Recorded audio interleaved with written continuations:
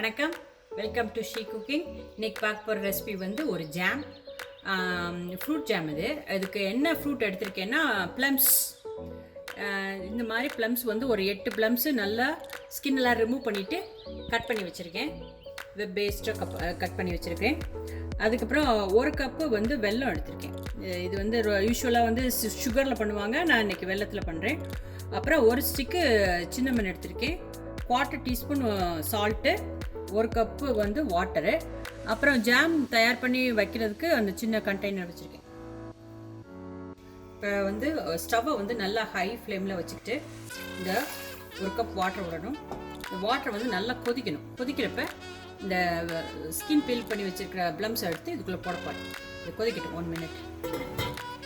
தண்ணி நல்லா கொதிக்கிறப்ப இந்த 1/4 டீஸ்பூன் வந்து சால்ட்டையும் இந்த சின்ன மிஸ்டேக்கையும் போட்டுட்டு, அதுக்கப்புறமா இந்த கட் பண்ணி வச்சுக்கிற ப்ளம்ஸை ஃபுல்லாக போட்டு இது நல்லா வந்து உங்களுக்கு நல்லா வேகணும்.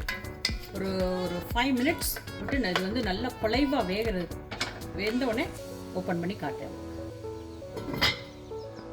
இப்போ 5 to 10 மினிட்ஸ் நல்லா வேக விட்டேன். இந்த ப்ளம்ஸ் வந்து இப்போ நல்லா குலைவாக வெந்துருச்சு.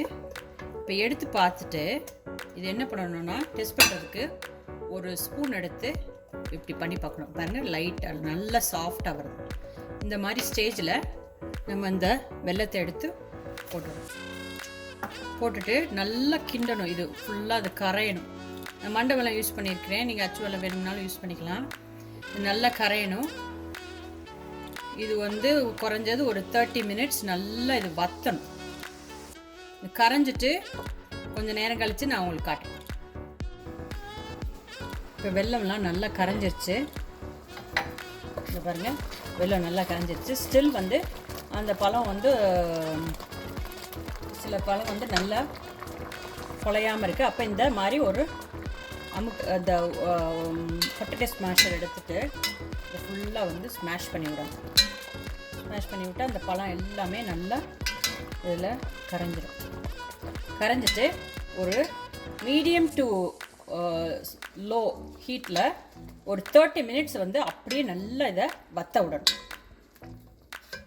ஆஃப்டர் 30 to 45 மினிட்ஸில் இது நல்லா இந்த மாதிரியான பதத்தில் வந்துடும். இது வந்து சட்டியில் ஒட்டாத பதத்தில் வந்துடும்.